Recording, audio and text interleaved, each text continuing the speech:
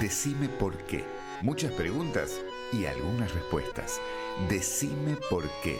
El programa de Carlos Tehuel.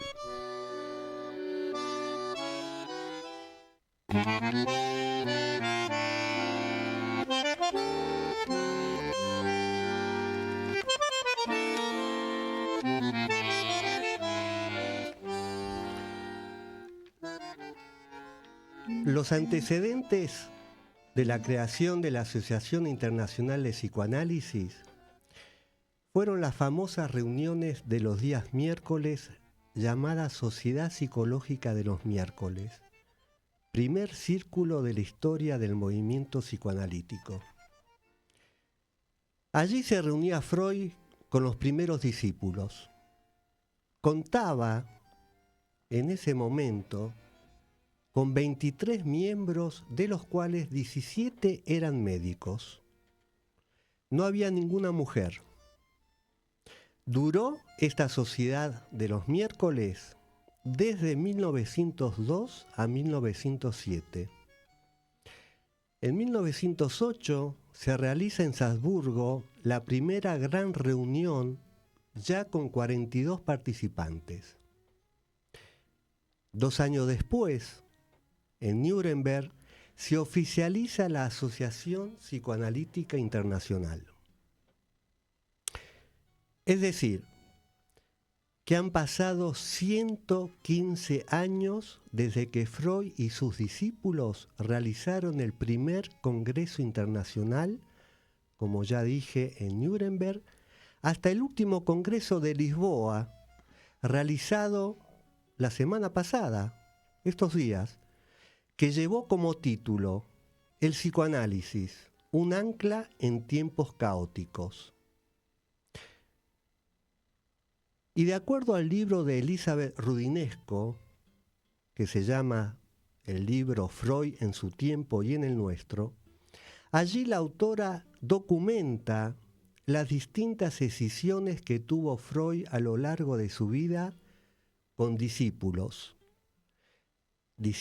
muy apreciados por él, que estuvieron a su lado codo a codo desde el inicio. Estas divisiones no fueron motivos suficientes para que la Asociación Internacional de Psicoanálisis se expandiera por el mundo entero. Así como Gustav Jung se separa de Freud en 1911 y construye su propia escuela vigente hasta el día de hoy, que fue una división, una escisión muy importante para el movimiento psicoanalítico, en 1953 hay otro cisma importante, cuando Jacques Lacan también deja la Asociación Internacional para desarrollar su propia escuela. Pero dejemos Europa y vemos qué sucedió en nuestro país. La Asociación Psicoanalítica Argentina, la APA, fundada en 1942, merece todo un programa solamente para hablar del gran desarrollo que tuvo y que dio origen a lo que se conoce como Escuela Argentina, por los grandes maestros que por allí pasaron.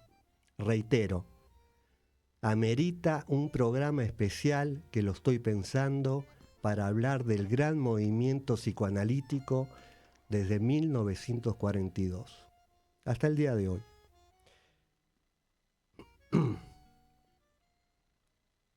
Pero hoy, y de acuerdo al libro de Jorge Balán, Cuéntame tu vida, también la APA tuvo sus divisiones importantes, como en Europa. La escisión fundamental y trascendental fue en 1977, cuando en el Congreso de Jerusalén se aprueba la nueva asociación en Buenos Aires, cuyo nombre es ABDEVA, Asociación Psicoanalítica de Buenos Aires. Un hecho particular de ABDEVA es que 2 de sus miembros fueron elegidos presidentes de la Asociación Internacional. Horacio Echegoyen, 1993-1997 y Virginia Ungar 2017-2021. De estos temas y otros más vamos a dialogar con Virginia Ungar, que ya está acá en el estudio, y les doy la bienvenida a Decime por qué. Soy Carlos Tehuel y enseguida continuamos. Carlos Tehuel te propone compartir sus búsquedas y pasiones. Decime por qué, en Radio Con Aguante.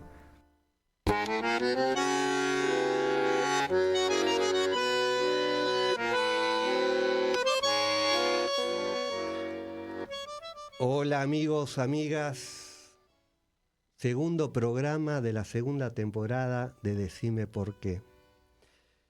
Y como siempre, agradezco tanto los hermosos mensajes que me mandan una vez que escuchan el programa, que estoy realmente muy, pero muy contento, porque son mensajes tan inteligentes que me hacen pensar tanto sobre los temas que vamos desarrollando en cada programa, desde México para abajo, Quito, Lima, mensajes hermosos de San Juan, de Mendoza, de Córdoba, colegas de Buenos Aires, así que les agradezco muchísimo. Y bueno, hoy 9 de agosto, con un día hermoso acá en Buenos Aires, frío pero soleado, que da gusto estar al solcito. Y bueno, transitaremos este programa con la querida Virginia Ungar, que ya le doy la bienvenida, y con mucha alegría, con mucho placer y gusto, vamos a transitar este programa charlando con ella de tantos temas, pero de tantos, que podemos dialogar con Virginia, que ya le doy la palabra y le doy la bienvenida a Decime por qué. Bueno, muchas gracias, Carlos. Muy contenta de estar acá porque sé que tenés una gran audiencia de gente interesada en distintos temas. Y bueno, yo estoy dispuesta a charlar, como quedamos sin ningún guión, lo que vaya surgiendo. Así que vos indicame cómo querés que hablemos. Son tantos los temas. Vos tocaste la historia de la Asociación Psicoanalítica Internacional, es decir, cómo se institucionalizó el psicoanálisis en un momento y cómo esta asociación sigue creciendo. Yo no puedo decir con precisión, pero tiene cerca de 13.000 miembros y más de 6.000 analistas en formación, que son los que están siguiendo lo que se llama la formación psicoanalítica con unos estándares preestablecidos. O sea que es una comunidad muy grande que abarca no solo distintos territorios, distintos continentes, distintos usos horarios y distintas culturas. Y bueno, la idea que prevalece y que yo seguí durante el periodo que me tocó estar al frente y liderar esta institución es albergar la pluralidad en tanto culturas, en tanto idiomas.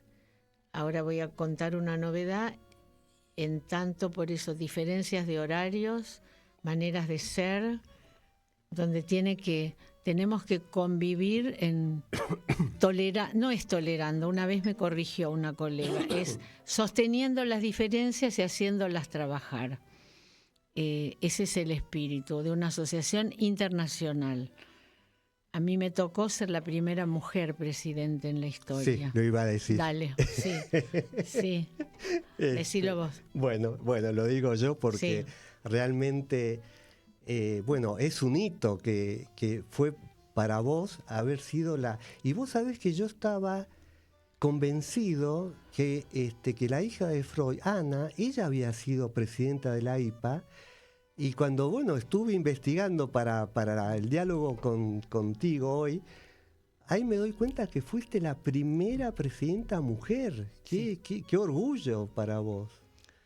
Sí, orgullo seguro y una gran responsabilidad, porque como vos bien dijiste, en la Argentina fue presidente Horacio Irigoyen, que fue primero mi maestro, mi mentor, finalmente mi amigo. Murió a los 97 años. Sí.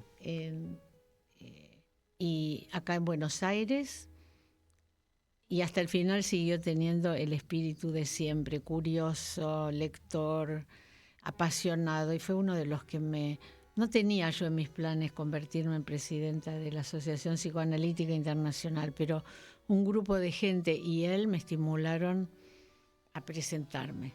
Bueno, es una elección que se hace online ahora. Antes había unos sobres que llegaban, llenábamos, volvíamos a mandar, y bueno, y así resulté ser la primera mujer. No, Ana Freud, sí, claro, fue la hija y ha sido una figura y sigue siendo en el psicoanálisis de niños. Yo soy psicoanalista de niños y adolescentes, ¿sí? Y por supuesto estudié a fondo la obra de Ana Freud.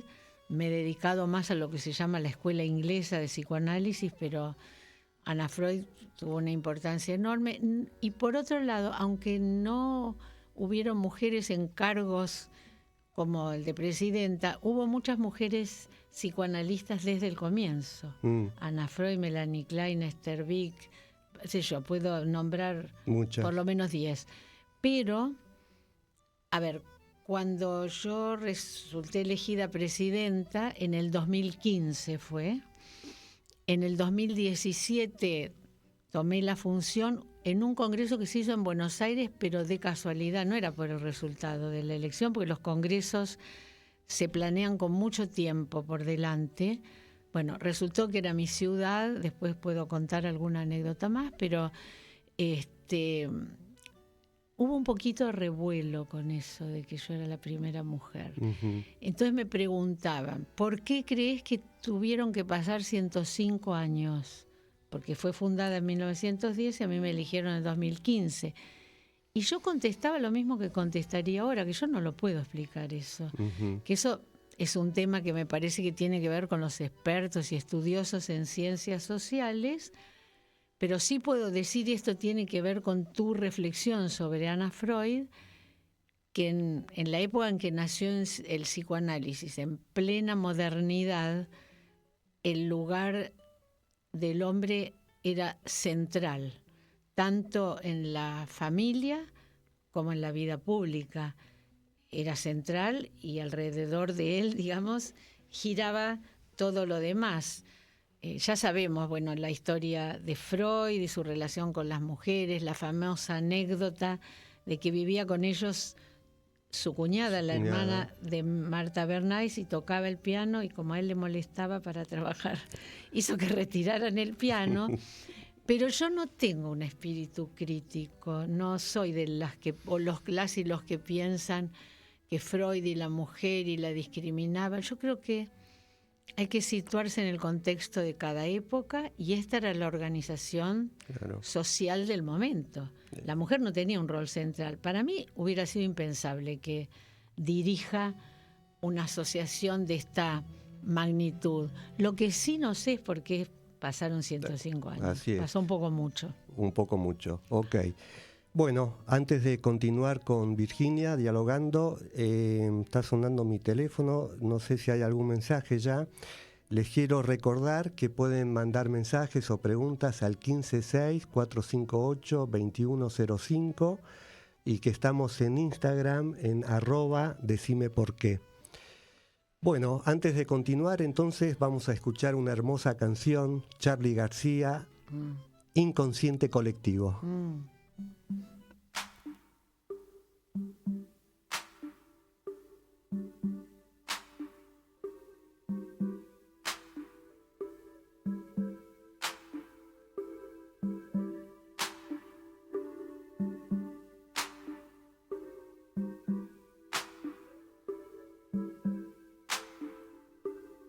Nace una flor todos los días escuchas aquella voz, como de pan gustosa de cantar en los aleros de la mente con las chinchadas. Pero a la vez existe un transformador que se consume lo mejor que tenés. Te tira atrás, te pide más y más, y llega un punto en que no querés.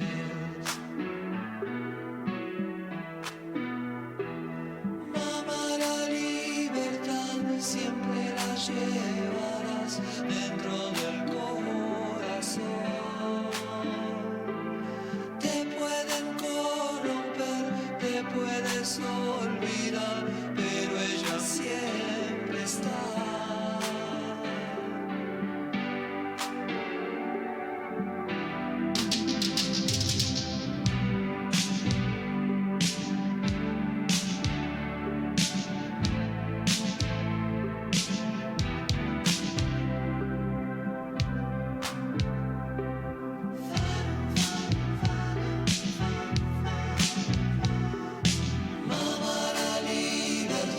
Siempre la llevarás dentro del corazón.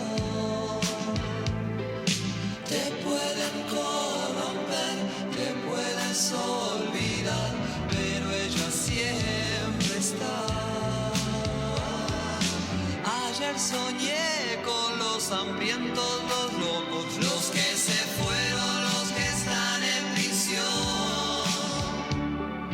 Hoy desperté esta canción que ya fue escrita hace tiempo atrás.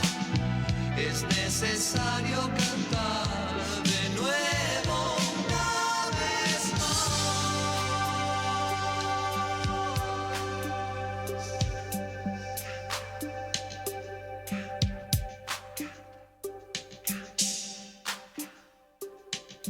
Buenas noches.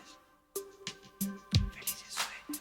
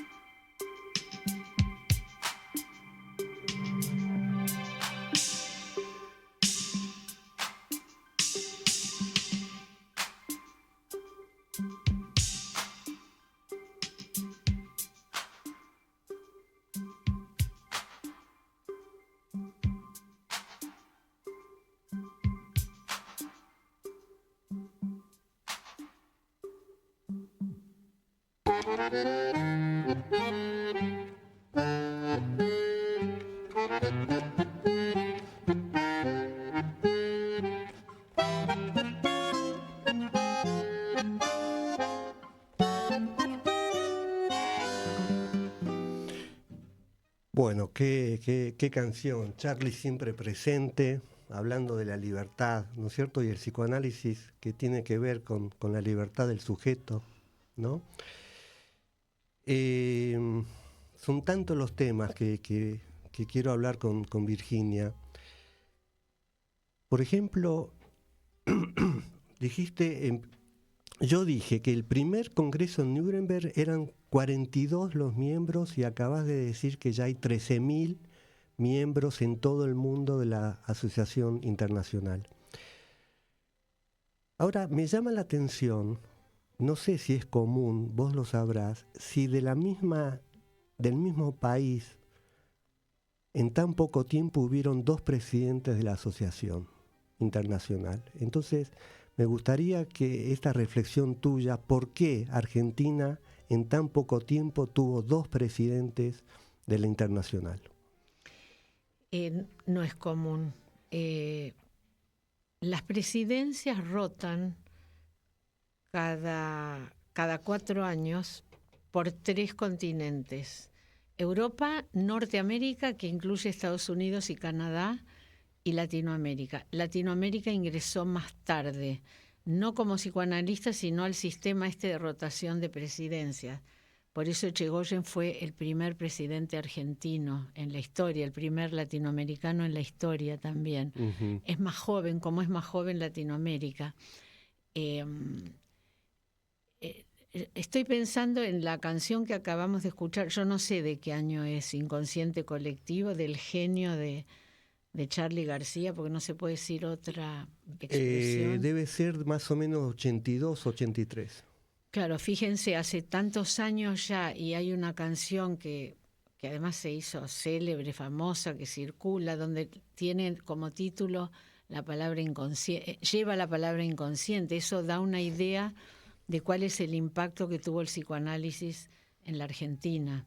Y creo que eso explica que hasta ahora hayan habido ya 2 presidentes con no tanta diferencia de tiempo de la Argentina, en el sentido de que el psicoanálisis acá y después en Latinoamérica también, por supuesto, pero permeó todas las áreas de la cultura, la educación, la ley, la salud, es decir, la pediatría, la odontopediatría. Todo esto que estoy enumerando, hay fundamentos que podría darles bibliografía, pero no viene al caso en este momento.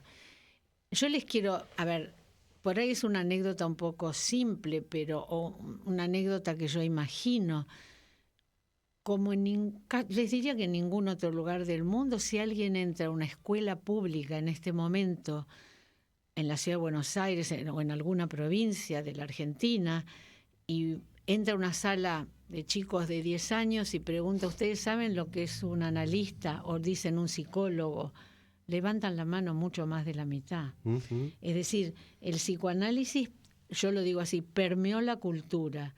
Entonces el movimiento psicoanalítico argentino del Río de la Plata y de Latinoamérica, si bien en números somos menos miembros que Europa y Norteamérica,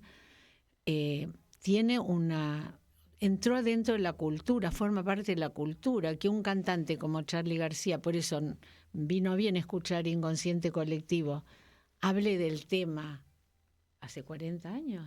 Claro.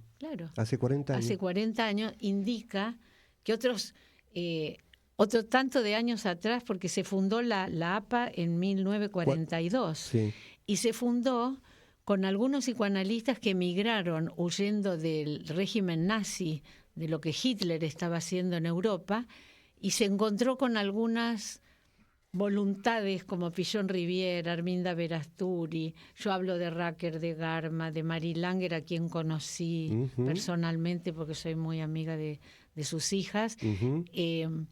Bueno, yo creo que se encontraron voluntades y deseos de armar algo, y lo que fue un boom. No es el boom de este momento, pero fue un boom. Yo misma, es una historia de mía personal, pero yo empecé mi primer análisis a los 17 años. Mira. Porque mi padre, que era médico, radiólogo, ni se había analizado, me dijo, ¿no te parece que te vendría bien? Mira. Y dije, bueno, entonces, ¿sigo? Son anécdotas personales. No, por supuesto. Pero todo esto tiene que ver con las figuras fundadoras. Yo iba al colegio con Dudy Blecher, al Liceo 1, la hija del José Blecher, uno de los psicoanalistas más destacados que tuvo la Argentina, y desgraciadamente murió a los 49 años. Así es.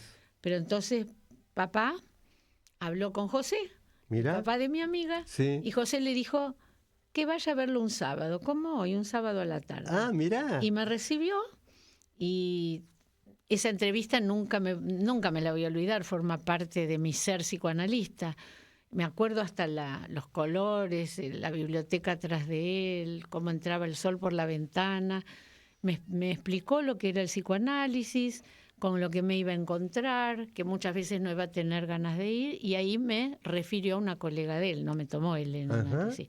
Pero así empezó mi historia. Pero eso es Buenos Aires, eso es un adolescente de esos años, de los años 70. Claro. Y mi padre, digo, nunca se había analizado, después sí, pero me sugirió. Me sugirió porque yo había cortado con un novio que tenía y me vio que estaba media tristona. Media así, y me dijo, ¿por qué no ves? Y dale, dije, sí. Ajá. Así que me llevó de la mano mi padre. No me analices, por favor, el Edipo y todo eso, porque ya lo tengo. Nada está resuelto para siempre. Nada pero está resuelto. No. Pero qué lindo que decía el Sábado a la Tarde, porque el programa Decime por qué ya entra en ese linaje, entonces. Totalmente. Era una tarde como hoy, además. Mirá. Con sol y fría. Sí. Mira, Bueno, ahí está, trataba de contestarte esto porque dos presidentes argentinos. No voy a hablar de mi sociedad, pero mi sociedad ya explicaste, la Asociación Psicoanalítica de Buenos Aires nace de una decisión de la APA con un número muy importante de analistas. Sí. Por eso la declararon sociedad provisional directamente, y muchos analistas de niños, que para mí eso tuvo una importancia muy grande porque yo empecé a trabajar con niños. Virginia, hay un mensaje ya que mandaron una colega de Perú, de Lima, Sara Oxenstein. Sí, bueno, Sarita. Fíjate qué mensaje. Qué gusto escucharte, Carlos, en dúo con Virginia, a quien le tengo también gran afecto y nos acabamos de encontrar en Lisboa. Sí. Me gustaría preguntarle, ¿cuáles cree Virginia que son las transformaciones más significativas en el manejo de la contratransferencia frente a las subjetividades que demandan contención inmediata y límites más flexibles? Esa es la pregunta que hace Sarita desde Lima, Perú. Si tenés ganas de contestar. Empiezo a decir algo. Primero, gracias, Sarita, que sí, nos encontramos la semana pasada en Lisboa. Claro. Y siempre es un gusto encontrarla, con mucho cariño. Así es. Bueno, me parece que lo que planteas es importante en nuestros días también, cómo evolucionó también la noción de contratransferencia. Son cuestiones un poco, les diría, técnicas, técnico-teóricas, clínicas, complejas, pero como a mí me dicen que yo digo cosas complejas en un lenguaje fácil, creo que es así, y se lo debo al trabajo con niños, me parece, que los analistas de niños tenemos que tratar de comunicarnos de una manera simple, sencilla, lo que no es simple. Claro. La contratransferencia, bueno, es un concepto que tiene seguidores y tiene otra línea del psicoanálisis que no trabaja con la idea de contratransferencia. Para explicarle al público que está escuchando, a los oyentes, tiene que ver con lo que despierta en el analista en términos de sentimientos, recuerdos, emociones y hasta ideas, aquello que trae el paciente en un análisis. Es la reacción emocional. Esa reacción emocional tiene que ser procesada. Acá va, Sarita, un poco la respuesta posible para empezar una respuesta. No, digamos, si a mí me surge un sentimiento de enojo, lo que no tiene que hacer un psicoanalista, que podría ser otra persona, es reaccionar con el mismo tono afectivo, enojarme. A ver, esto es un poco simple, pero el analista tiene que usar, yo digo siempre que la contratransferencia es una brújula. La tenemos que registrar, tratar de pensarla, pensar antes que actuar, que esto es lo que dijo Freud, interponer el pensamiento a la acción, y muchas veces nos resulta útil para entender algo de lo que le está pasando al paciente, porque a veces una reacción de agresión o de hostilidad nos permite entender qué está viviendo el paciente, más allá que de dónde lo trae y desde cuándo lo trae. Entonces podemos sentir lo que el otro, que es el paciente, puede sentir y no alcanza a simbolizarlo con palabras. Entonces sí, yo creo que te referías, además tenemos los ecos del Congreso que habla de un tiempo de caos. Estamos viviendo en todo el mundo, me parece, situaciones muy complejas, de mucha violencia, de mucho desarraigo, y bueno, no sé, sería bueno que estemos preparados para poder ayudar. Estoy convencida de que el psicoanálisis y el pensamiento psicoanalítico puede ayudar, y mucho. Bueno, espero, Sarita, que estés satisfecha con la contestación que dio Virginia. Y bueno, ahora hacemos un muy pequeño corte y continuamos luego dialogando, charlando, conversando con Virginia Ungar. Radio con Aguante. Piezas De realidad. No vinimos a inventar nada. Vinimos a cambiarlo todo. No vinimos a inventar nada. Vinimos a cambiarlo todo. Una panacea radial. Entre tanta lengua suelta. Transmisión de señales En el universo online. Aguante. Totalmente distintos, pero encajando perfectamente. Aguante. Aguante. Radio con Aguante. Piezas de realidad. Estás escuchando Decime por qué, lo más alejado de una fake news que podés encontrar en la radio. Decime por qué, el programa de Carlos Tehuel.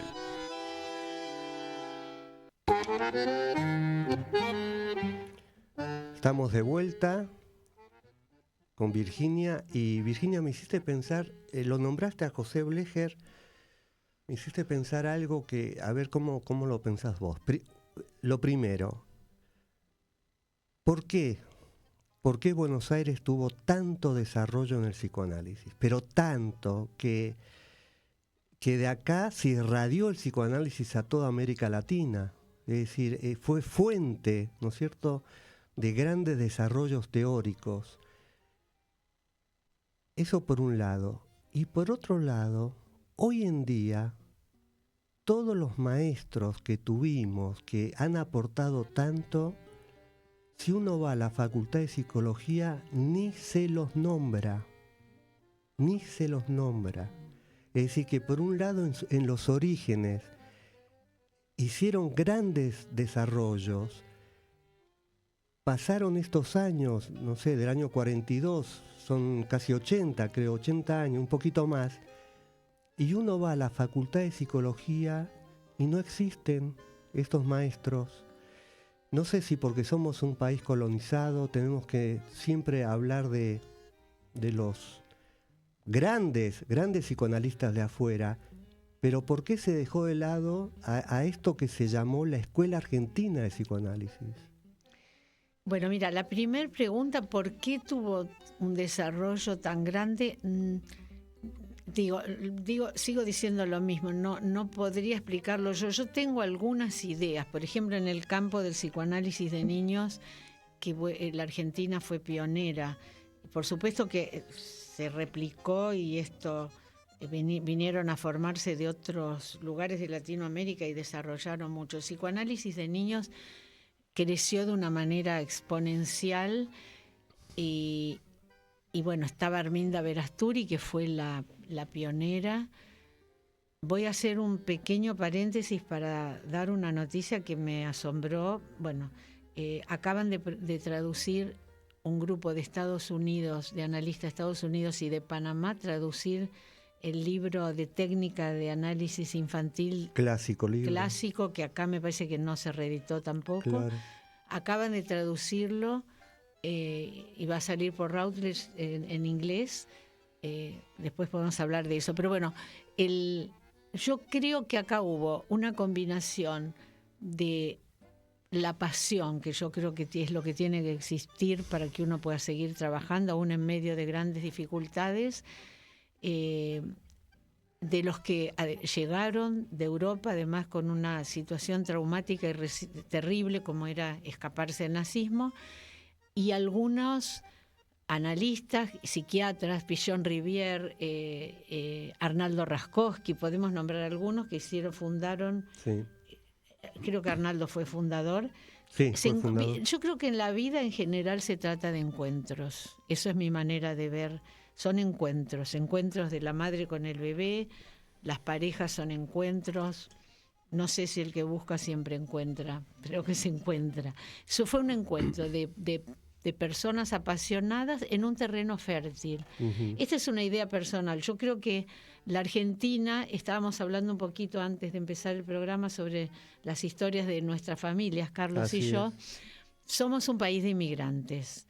Entonces, al ser un país de inmigrantes, me parece que las generaciones anteriores pusieron mucho, dejándose un poco de lado, en los hijos, como una apuesta muy grande en los hijos.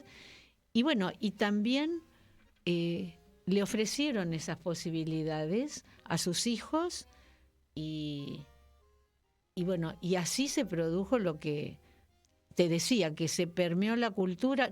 Hoy ningún pediatra, pero ni recibido hace 40 años, deja de tener conceptos que el psicoanálisis aportó. Uh-huh. Los maestros, los profesores tampoco. Con respecto a lo que pasó con la universidad, bueno, yo no soy psicóloga, yo soy médica. En la época que yo quería hacer la formación analítica era preciso ser médico, y yo estudiaba antropología 2 años, dejé la facultad, me fui a estudiar medicina y para mi sorpresa me gustó mucho, me gustó muchísimo. Conocí un mundo que no hubiera conocido. Pero tengo idea de lo que yo creo que, bueno, se dejó un poco de lado lo que sería la escuela argentina o la del Río de la Plata, Lieberman, Blecher, bueno, Racker, muchísimos de nuestros pioneros y maestros, frente al auge de otras corrientes como, por ejemplo, la lacaniana, que a veces pienso que es mucho más grande acá que en otros lugares, por un lado, pero también tenemos responsabilidad nosotros. Hubo una época que el psicoanálisis era la época de oro, y quizá, yo no puedo hablar de mis antecesores, pero quizá ir a la facultad no era dedicar horas a la universidad, no era tan cómodo. Yo creo que hay una responsabilidad nuestra, me refiero a los psicoanalistas de antes y a la nuestra de ahora. Por eso, durante mi presidencia, yo creé toda una estructura en la IPA que se llama Psicoanálisis IPA en la comunidad, la API en la comunidad. Uh-huh. Yo creo que somos nosotros los que tenemos que ir a los lugares a donde las jóvenes generaciones están enfrentando situaciones muy difíciles de profesionales, ¿no? Hay que ir, hay que salir de las sociedades, de los consultorios, dedicar algunas horas por semana y mostrar cómo piensa el psicoanálisis diversas problemáticas. Te vuelvo a decir, creo que ha sido responsabilidad nuestra también. Me hiciste pensar en 2 cosas. La traducción del libro de Averasturi, Teoría y Técnica, que es el libro clásico que cualquier analista de niños tiene que empezar a leer, ya. Es traducido al inglés. Vos sabés que estoy escuchando que, ahora que decís esto de Averasturi, otros analistas argentinos están siendo muy reconocidos afuera. Blecher, por ejemplo, ¿no es cierto? Pichon Rivière, es decir, y que son, que son autores que acá en la facultad, que yo tengo también una idea por qué se dejó ese espacio, que yo creo que fue a partir del golpe de estado de Onganía en el 66, que los profesores se empezaron a retirar y se terminó en el 76, con el último golpe militar, que cerraron la facultad. Y ahí sí que ya hubo un éxodo absoluto de profesores que, bueno, se quedaron en los consultorios y dejaron ese espacio sin ocupar. Bueno, eso por un lado. Lo que dijiste, API en la comunidad, y ahora vamos a entrar también a hablar del Congreso de Lisboa, un trabajo donde de concavidades ganó el segundo premio justamente del trabajo que se hace en comunidad y que fue escrito por psicoanalistas de varios países latinoamericanos. O sea, mostrando claramente cómo los analistas latinoamericanos están ocupándose del tema comunidad. Bueno, con respecto a lo primero, sí, por supuesto que fueron los años de la dictadura donde hubo muchos profesionales, profesores que tuvieron que irse del país, que tuvieron que hacer una migración forzosa por tener hijos desaparecidos, por estar involucrados de una manera u otra, situaciones muy terribles y que dejan una herida que no sé si se va a cerrar alguna vez. Y además sí, se cerró la facultad, se quemaban, la gente quemaba libros. A mí se dio la situación de que yo un poquito más adelante, pero yo hice la formación analítica y fue muy bueno poder, porque era algo que sostenía la posibilidad de pensar también. Con respecto a lo del psicoanálisis de la IPA en la comunidad, este es un plan que yo fui presidenta con un vicepresidente brasileño, Sergio Nick, con quien hicimos un equipo fantástico, y teníamos la idea de llevar la experiencia, fundamentalmente la experiencia latinoamericana, a todo el mundo, porque si hay un lugar donde se trabaja y se trabajó en la comunidad, es acá y en otros países de Latinoamérica. Entonces creamos, no es un comité, es una estructura enorme dentro de la IPA, y también establecimos estos premios a los que vos te referís.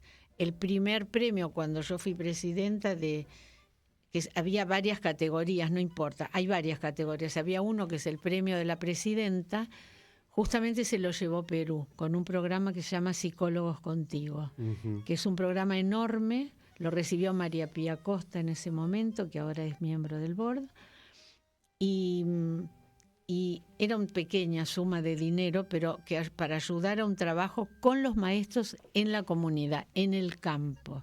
Entonces yo creo que en Latinoamérica tenemos más tradición que en otros lugares de trabajar en la comunidad. Por supuesto que hay lugares como Alemania, que hizo un trabajo con refugiados. Marianne Bollever es una analista muy destacada que estuvo varias veces en la APA, hizo un programa para refugiados impresionante. Te voy a decir lo que pienso y lo que pensamos con Sergio Nick, el que fue mi vicepresidente.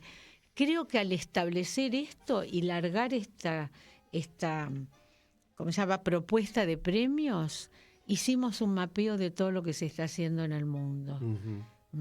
Uno de los últimos que cuando terminó mi administración lo di fue a Sudáfrica. En Sudáfrica, Ubulele Mat, que es un programa donde van mujeres con su mat, con su alfombrita, con su bebito, de una condición pobrísima, y hay 2 profesionales, 2 psicólogas que se van acercando a cada uno. A veces tienen necesidad de ser traducidas porque hablan dialécticos africanos que no se podían entender. Bueno, para mí fue un orgullo fundar esto y llevar lo que yo creo que es una tradición nuestra al resto del mundo, y sigue, por suerte, eso. Como vos decís, sí, hubo varios programas latinoamericanos claro. Premiados. Bueno, antes de hacer un muy, muy pequeño corte, Sara, un segundo, contesta y te dice: 1000 gracias, respuesta precisa, abrazo Virginia, abrazo Carlos, y aquí continúo a vuestro lado. Bueno, gracias Sara por estar allí. Y hacemos un pequeño cortecito. Radio con Aguante. Piezas De realidad. Radio con Aguante. Piezas de realidad. Porque acá no se rinde nadie. Radio con Aguante. Radio con Aguante. La radio que resiste. Radio con aguante. Piezas de realidad. Tiempo de recomendaciones en Decime por qué, el programa de Carlos Tehuel.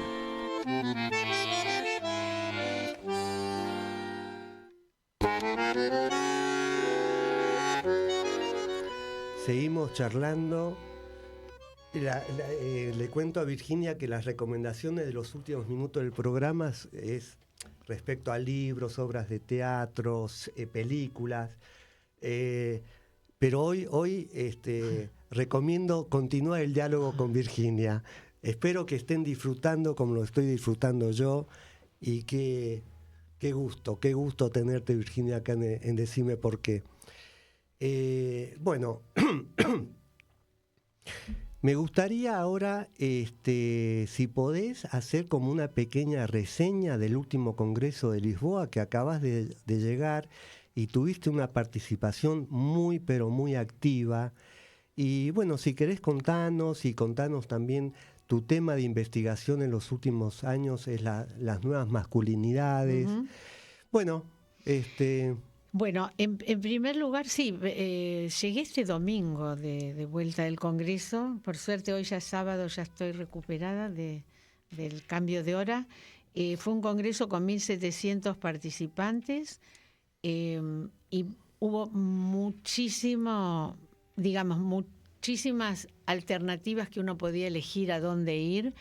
Como vos dijiste, el tema era el psicoanálisis como un ancla en tiempos de caos. El tema me resultó un poquito difícil a mí se lo dije además a la vicepresidenta, que ahora ya terminó, que me parecía que era interesante, pero que el psicoanálisis tiene que ser todo menos un ancla, porque yo discuto, uh-huh. No me conformo. Y si no estoy de acuerdo, lo digo, soy muy directa. Claro. Porque lo que vos dijiste, el psicoanálisis tiene que tratar de que cada sujeto que entra en este dispositivo de análisis encuentre su propia libertad de ser quien quiere, ¿no? Pero bueno, el Congreso fue muy animado, hubo muchísimas alternativas para elegir. Además, Lisboa es una ciudad hermosa. Uh-huh. Estaba el centro de convenciones cerca del agua, del río Tajo, y daba gusto ir y volver. Bueno, a ver, yo te puedo decir lo que a mí mis participaciones, digamos, una que no pude hacer, que me gustó mucho y que tiene que ver con esto que vos decís, no pude hacer porque se me superponían varias, era una actividad que hacemos con un grupo sobre cine y la influencia de los regímenes dictatoriales en la mente de los niños. La vez pasada en el Congreso de Cartagena trabajamos sobre Cría Cuervos, por ejemplo, claro, de Saura. Uh-huh. Bueno, esta vez no pude porque se superpuso, pero se hizo. Yo estuve coordinando una mesa que fue muy, muy interesante sobre automutilación. En inglés es más fácil porque es self-harm. Se refiere a todos los síndromes de cutting, de cortes que se hacen los jóvenes y adolescentes, que en un mundo donde está tan en juego la violencia va en aumento, desgraciadamente, ¿no? Entonces, un analista alemán, que es el actual presidente, Heribert Blas, habló sobre el tema, trajo un ejemplo clínico y fue hermoso. Martin Gauthier, que es un analista canadiense, la parte francesa, también hizo un trabajo precioso, y Sergio Nick, que es el que fue mi vicepresidente, hizo un trabajo hermosísimo, sin traer un poquito de ejemplos clínicos, pero sobre Clarice Lispector. Uh-huh. Entonces es tomar una escritora paradigmática, digamos, para tratar de explicar algo que roza lo inexplicable, cómo alguien puede dañarse a sí mismo, uh-huh. Cómo habría que dedicar todo un programa, me parece, porque es una suerte de corte muy especial cerca de los vasos sanguíneos, muy controlado. No es cortarse las venas, habitualmente se dice, es muy controlado, tiene que dejar una pequeña cicatriz y bueno, este cuadro clínico que está en aumento, a mí me parece muy bien que se haya organizado una mesa. Puede tener distintas, digamos, causas, no sé, pero motivaciones. Hay una que es bastante común, que es una manera terrible, pero de sentirse vivo, ¿no? Uh-huh. Es una falla en un proceso de simbolización grande. No quiere decir que en general es más mujeres que hombres, y es en los brazos. Uh-huh. No quiere decir que no sean chicas inteligentes, que pueden irle bien en los estudios, pero hay un fracaso en la posibilidad de poner en palabras un dolor, un dolor muy profundo que tiene que ver con la noción del ser.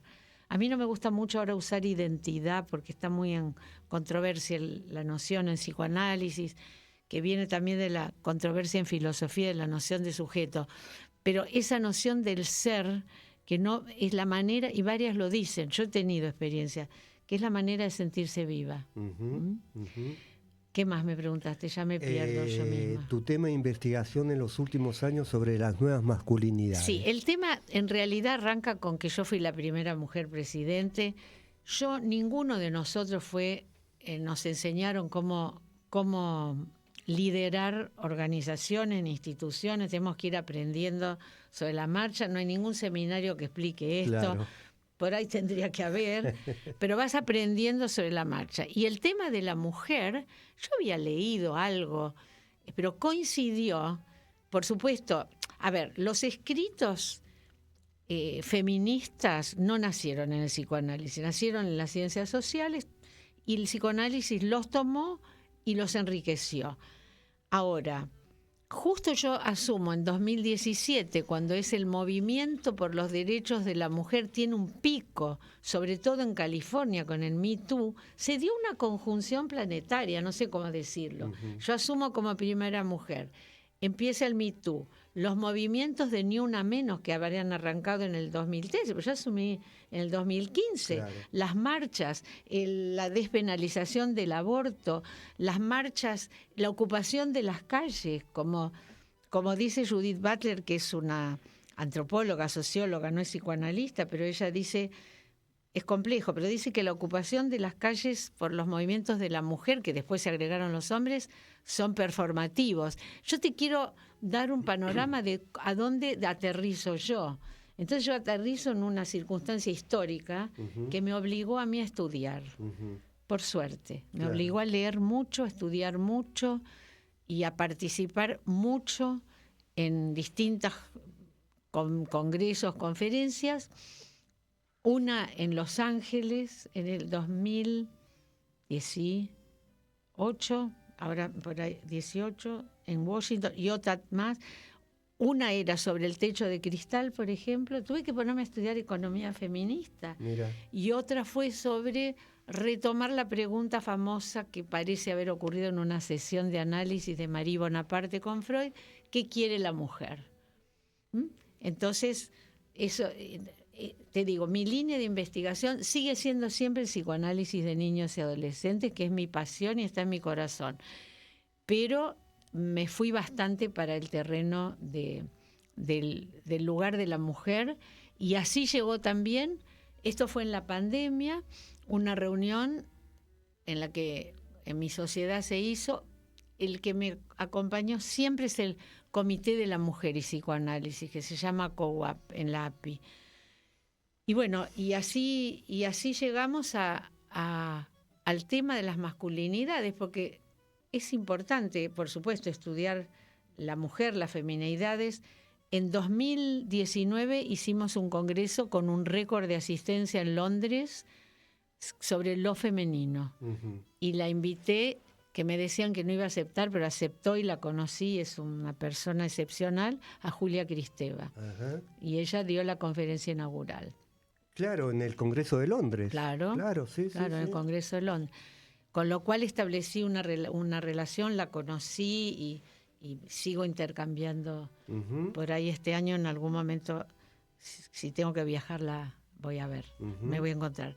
Pero te quiero decir, esa fue la línea. Me fue llevando un poco en la situación, a ver si querés, geopolítica, social, y los movimientos, como te decía, como Ni Una Menos, que nacieron acá en la Argentina. Después se extendieron, por supuesto, pero nació acá en la Argentina, y eso me llevó también a tratar de repensar la construcción de las masculinidades, ¿no? Es decir, cómo no solo centrarse en la mujer y el lugar de la mujer, sino cómo se construyó ese prototipo de que, por supuesto, las feministas llaman de modelo patriarcal de hombre, de qué es ser un hombre, y que está en este momento terriblemente cuestionado, no solo por los niveles de violencia, sino por un tipo de, que yo llamé, no lo llamé yo, lo tomé de algún autor, las hipermasculinidades.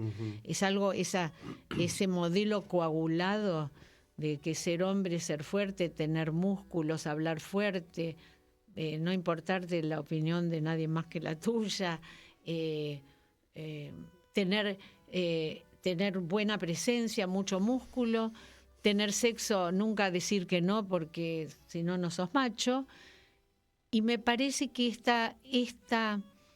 este congreso que yo te digo en Los Ángeles, que ahora creo que era el 2018, había personas de la industria del cine, era justo el Me Too, y me hizo pensar mucho alguien que hizo una presentación, un hombre que había sido 20 años director de la cadena MTV, tratando de cambiar la narrativa de la masculinidad. Él lo hacía a través de la publicidad. Ya estaba retirado, pero trabajaba en publicidad.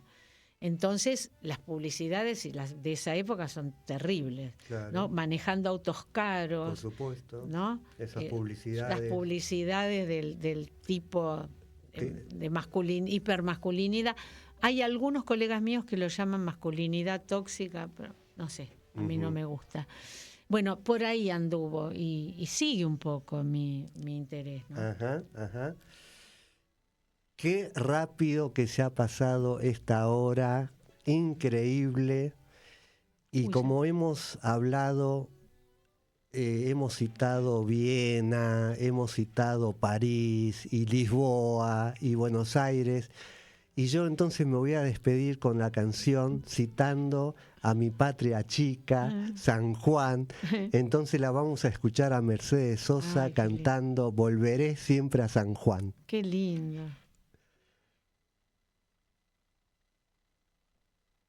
Por las tardes de sol y alameda, San Juan se me vuelve tonada en la voz, y las diurnas acequias reparten el grillo de mi corazón, y las diurnas acequias reparten el grillo de mi corazón. Un poniente de largos sausales me busca la samba para recorrer esas viejas leyendas de polvo y silencio que guarda el tontal. Esas viejas leyendas de polvo y silencio que guarda el tontal. Volveré a tus tardes, San Juan, cuando junte en otoño melescas de soles allá en el parral. Volveré siempre a San Juan.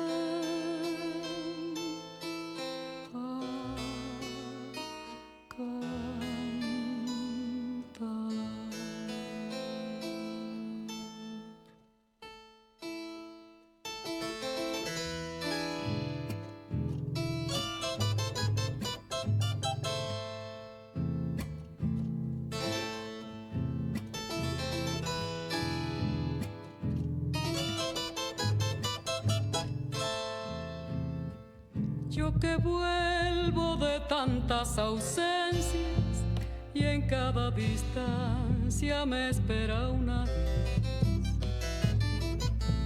Soy guitarra que sueña, la luna labriega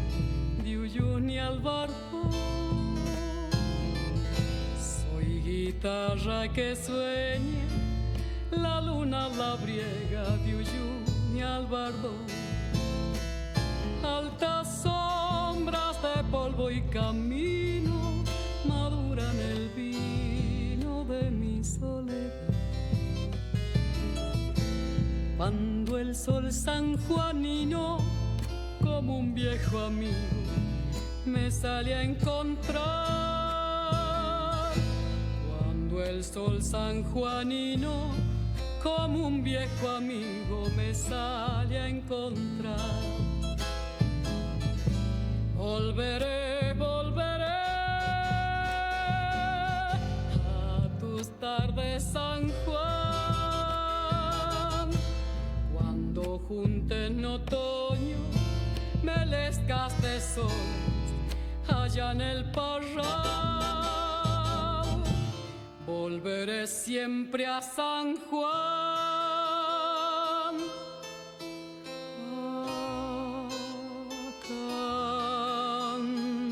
a cantar.